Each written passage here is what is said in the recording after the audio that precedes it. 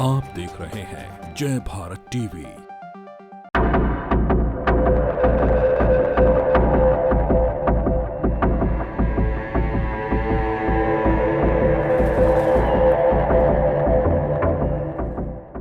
उत्तराखंड में देखिए हथियारों का जखीरा। सैकड़ों की तादाद में जमा हथियारों को देख फटी रह जाएंगी आंखें। इन हथियारों का कोई वारिस नहीं, ये हैं लावारिस हथियार। नए हथियार बिकते नहीं और पुराने हथियारों का स्टॉक बढ़ता जा रहा है। जी हां, आप ये जानकर हैरान हो जाएंगे कि आज की तारीख में उत्तराखंड के अंदर लावारिस हथियारों का एक बड़ा जखीरा खड़ा हो चुका है और इन लावारिस हथियारों की संख्या हजारों में पहुंच चुकी है। यह हथियार आज भी राज्य के आर्म्स डीलरों के पास पड़े हैं। ये उन लोगों के हथियार हैं जो किसी कारण से अब आगे इन्हें नहीं रखना चाहते और जिलाधिकारी के माध्यम से आर्म्स डीलरों के हवाले छोड़कर जा चुके हैं। वो आर्म्स डीलर जो बदलते दौर के साथ खुद आर्थिक तंगी से जूझ रहे हैं, क्योंकि हथियारों के लाइसेंस बनने के नियम सख्त हो चुके हैं और अब लोग भी हथियार नहीं रखना चाहते। उत्तराखंड की बात कर रहे हैं आज हम असलों के कारोबार की। पूरे उत्तराखंड में 13 जिलों में जो गन हाउस हैं, यानी कि जो लोग असलों का कारोबार कर रहे थे, उनके यहाँ लगातार हथियारों का स्टॉक बढ़ता जा रहा है। एक तस्वीर मैं आपको देहरादून के गन हाउस की दिखा रहा हूँ। ये जो हथियार हैं ये सालों से यहाँ पड़े हैं। ये 1995 से है, कोई हथियार 1991 से है, कोई 1990 से है, कोई 1993 से है। ये वो लोग हैं जो इस दुनिया में अब नहीं रहे, या वो लोग हैं जिन्होंने किसी कारण से इन हथियारों को गन हाउस में डीएम के माध्यम से जमा कर दिया, क्योंकि इनको अब परिवार नहीं रखना चाहता। इनके मेंटेनेंस का होगा। इतनी बड़ी संख्या में, सैकड़ों की तादाद में आप देखिए ये हथियार हैं जो यहाँ जमा किए गए। इनका कोई वारिस नहीं है, यानी कि ये लावारिस हथियार हैं, पर इन्हें यहाँ गन हाउस में कस्टडी में रखा गया है, सेफ कस्टडी में। इनके मेंटेनेंस को लेकर लगातार अब दिक्कतें आ रही हैं, क्योंकि स्टॉक लगातार बढ़ते जा रहा है। ये पूरे उत्तराखंड की तस्वीर आपको हम ओवरऑल जो बताई हमने कि किस तरह से एक जो जखीरा है हथियारों का वो अलग अलग जिलों में बढ़ता चले जा रहा है। इसके लिए अब क्या सरकार को करने की आवश्यकता है, इन हथियारों का होगा क्या, ये कहाँ जाएंगे, इनकी सुरक्षा का क्या होगा, ये बड़ा सवाल बना हुआ है। देहरादून के आर्म्स डीलर श्याम सुंदर ऐसे ही हथियारों से परेशान हैं। उनका कहना है कि लोग हथियार जमा करा चुके हैं, अब इनका रखरखाव करना भी भारी पड़ रहा है। प्रशासन को इन हथियारों का जिम्मा खुद उठाना चाहिए।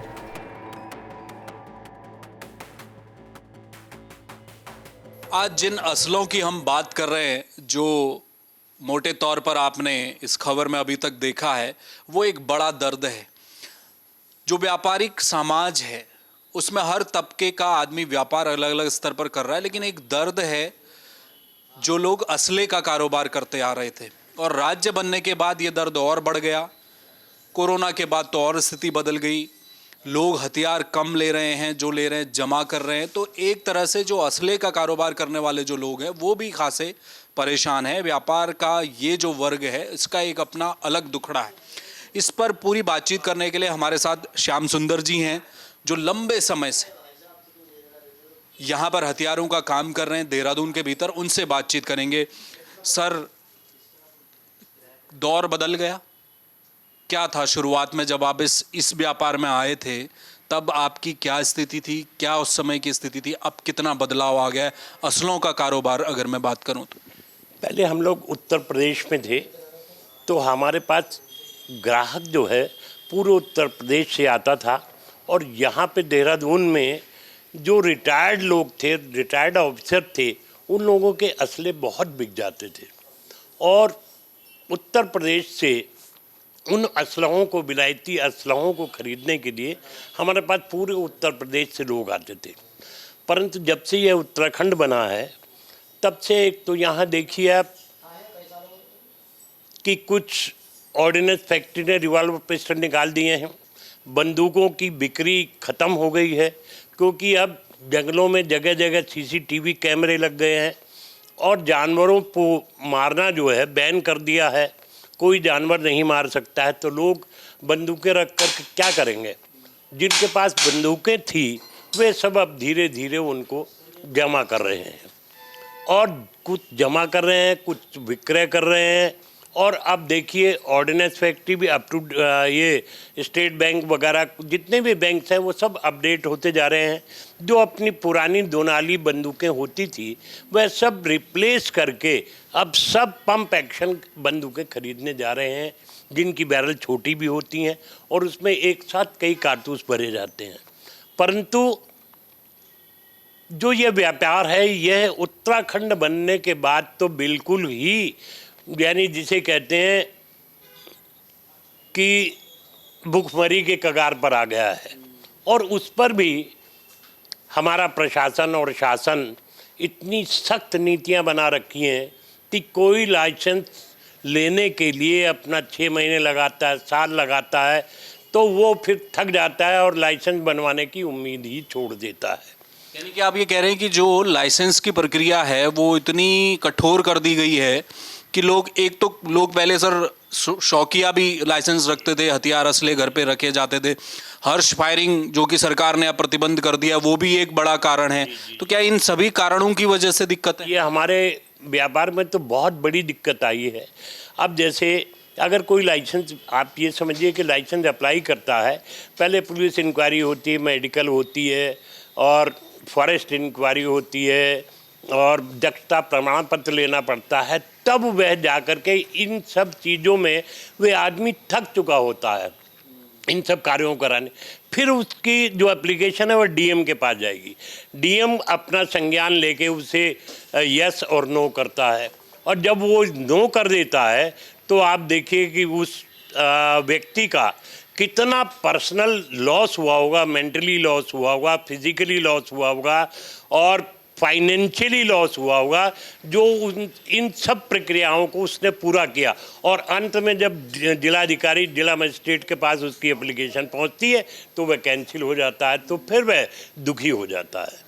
तो या तो सरकार को इस संज्ञान में लेना चाहिए कि या तो वे ये सब प्रक्रियाएं कराए ना, या पहले ही सोच ले कि इसको देना है या न देना, जिसको देना है लाइसेंस उसकी सारी इंक्वायरियां करवाए, उसका मेडिकल करवाए, उसको दक्षता प्रमाण पत्र दिलवाए, तब तो ये संभव है कि आगे यह कार्य कोई बढ़ सके।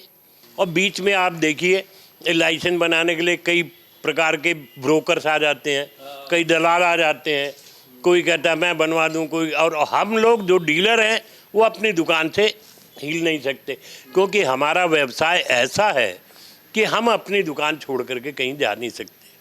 और हमें भी अपने कार्यों में कई बार अधिकारियों से मनाना पड़ता है, भिड़ना पड़ता है, तब जाकर के हमारे कार्य हो पाते हैं। बिना उसके, यानी आप देखिए सन 72 से हम लोग ये व्यवसाय कर रहे हैं। हमारे व्यवसाय में हर साल कोई ना कोई अब जाकर के एक ना एक कठिनाई आने लगी है।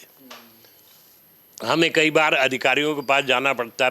पहले अधिकारियों के पास हमारे नाम की, हमारे फर्म की फाइल जाती थी, वो लोग तुरंत कर देते थे, परंतु अब जाकर ये कई बार, कितनी बार मिन्नतें करनी पड़ती है, कई भी अपना रजिस्टरों के एफिडेविट देने पड़ते हैं, फ़ोटोकॉपी देनी पड़ती है, तब जाकर के हमारे यानी एनओसी और टीएल जो है रिकमेंड होते हैं। तो मेरी सरकार से, प्रशासन से सबसे यही प्रार्थना है कि कम से कम हमारे इस व्यवसाय को उत्तराखंड में चलाने के लिए सरकार यह तो करे ही कि कम से कम प्रशासन को यह आदेश दे कि जो हमारे सम्मानित व्यवसायी हैं देहरादून में या उत्तराखंड में, जितने भी व्यवसायी हैं वह सब सम्मानित हैं, और उनको अगर ट्रांसपोर्ट लाइसेंस या एनओसी माल मंगाने के लिए या भेजने के लिए ज़रूरत पड़ती है तो वह अति शीघ्र उस काम को कर देवें। और जो लटक जाते हैं तो फिर कभी देखिए छुट्टियां हो जाती हैं, कभी वीआईपी ड्यूटी लग जाती है, कभी कुछ, यानी बहुत सारी परेशानियां आती हैं ज़मीनी तौर पे। अब ये सारी तो मैं व्यक्तिगत रूप से बता नहीं सकता आपको, पर एक एक कार्य के लिए हमारा सारा माल ऑर्डिनेंस फैक्ट्री से आता है और रेपुटेड कंपनियों से आता है। ऑर्डिनेंस फैक्ट्री पूना से, ऑर्डिनेंस फैक्ट्री कानपुर से, ऑर्डिनेंस फैक्ट्री इच्छापुर कलकत्ता से, और कुछ बड़े बड़े व्यापारियों से आता है। और अब तो भारत देश में कई ऐसी कंपनियां आ गई हैं जो रिवॉल्वर, पिस्तौल सब बना रही है। मेरी समझ में नहीं आ रहा कि कहीं लाइसेंस तो बन नहीं रहा, ये सब हथियार जाएंगे कहाँ और कैसे भी पता चलेगा। 10-5 साल के बाद ये सारी फैक्ट्रियां जो हैं, जो मेक इन इंडिया हुआ था, वह सब कहीं ध्वस्त ना हो जाए। अगर लाइसेंस देने की यही प्रक्रिया रही, सेफ कस्टडी में हमारे यहाँ वेपन जमा कराए जाते हैं। कुछ लोग, इसका ये सवाल भी मेरे मन में था श्याम सुंदर जी, कितनी संख्या आपके वो असले कितने हैं आपके पास जो जमा करा गए, जो लोग उन्हें अब आके आपके सामने सुपुर्द कर दिए, अब उनके किराए का क्या हो रहा है, वो कितना बोझ पड़ गया है? अब देखिए, हमारे पास हमारी सरकार ने हमको क्षमता दे रखी है 100 वेपन्स की, और अब जो लोग मृत्यु को प्राप्त हो जाते हैं वो अधिकतर जिला मजिस्ट्रेट के आदेशों से हम लोगों के यहाँ, व्यापारियों के यहाँ, जिनके पास सेफ कस्टडी के लाइसेंस हैं, भंडारण की क्षमता है या नहीं है, वो लोग दे देते हैं। हम डीएम के, जिला मजिस्ट्रेट के आदेशों की अवमानना तो नहीं कर सकते, हम तुरंत अपने यहाँ जमा कर लेते हैं। और उन शस्त्रों को हम लोग प्रॉपर मेंटेनेंस करते हैं। कभी 15 दिन में, कभी 1 महीने में हम लोग उनकी जो है तेल मालिश वगैरह सब करते रहते हैं। हाँ, और हमारे पास तो सन 63 से वेपन पड़े हुए हैं। देखिए, फ्रंटियर स्टोर बंद हुआ, इंडियन स्टोर बंद हुआ, हिमालय आर्म्स बंद हुआ, तो फ्रंटियर स्टोर, इंडियन स्टोर के सारे वेपन्स हिमालय आर्म्स में जमा थे। हिमालय आर्म्स बंद हुआ तो इस सारे श्याम गन हाउस में जमा हुए। परंतु इन वेपन्स को लेने वाला, पूछने वाला आज तक कोई है ही नहीं। सन 63 से वेपन पड़े हुए हैं, परंतु ना कोई पूछने वाला, ना उनका वर्ली वारिस है। तो हम इन हथियारों का, हम इन शस्त्रों का करें क्या? अगर हम अपना व्यवसाय ये बंद करना चाहते हैं, क्योंकि अब इस व्यवसाय में कुछ रखा नहीं है, कुछ पैसे तो हमें मिलते नहीं हैं, और फिर उसके ऊपर देखिए खर्चा कितना होता है, स्टाफ रखना पड़ता है। एक प्रतिदिन हमको यानी स्टॉक नियमित गिनना पड़ता है, जो शस्त्र हैं उन सबको गिनना पड़ता है, और हम हर महीने एक रिपोर्ट बनाते हैं कि हमारे पास कितना एम्युनिशन आया, कितना बिका, कितना बचा हुआ है। ये सब हम अपनी फिजिकल वेरिफिकेशन करते रहते हैं। स्टॉक कितना पहुंचे, इसका सल्यूशन क्या है सर? इतने, ये तो सैकड़ों की संख्या में हथियार बढ़ते चले जाएंगे, फिर क्या करेंगे? मैं आपको एक पत्र भी दिखा सकता हूँ। मैंने माननीय गृह मंत्री तक को ये पत्र लिखा है, अपने सचिव साहब तक को पत्र लिखा है, माननीय जो अमित शाह जी हैं गृह मंत्री, उन तक को लिखा है कि सरकार अगर चाहे, प्रशासन अगर चाहे, तो एक बड़ा कमरा इन असलहों के लिए कचहरी प्रांगण में जिला मजिस्ट्रेट के अधीन एक कमरा बनाए, और इन जितने भी सेफ कस्टडी में पुराने वेपन जमा है वो अपने यहाँ जमा करा करके उनका रखरखाव वही करें। रखरखाव तो खैर क्या ही करना, पर उनका रिकॉर्ड उनके पास सुरक्षित रहेगा। ये सब दुकानदार इससे उन्मुक्त हो सकेंगे। अब जैसे कोई दुकान छोड़ना चाहे अपनी, तो वह छोड़ ही नहीं सकता। जब तक ये असला पड़ा है वो अपनी जान छोड़ ही नहीं सकता।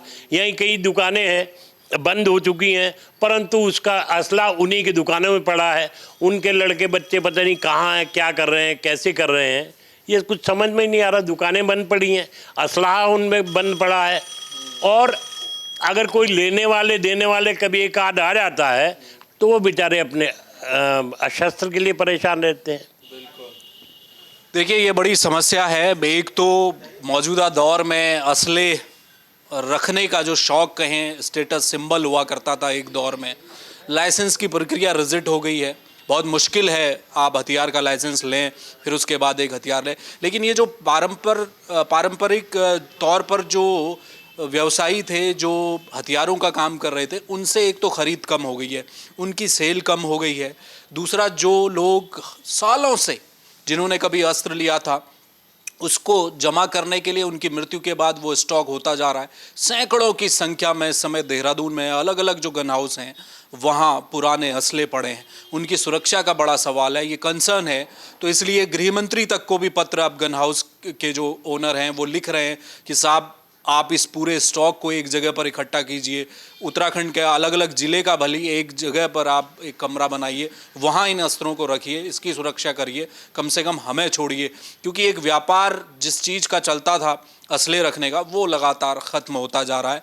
और आर्थिक रूप से देखें, इकॉनमी के रूप से देखें तो एक वर्ग जो हथियारों के कारोबार में था वो धीरे धीरे सिकुड़ता जा रहा है। कहानी यही है हथियारों की।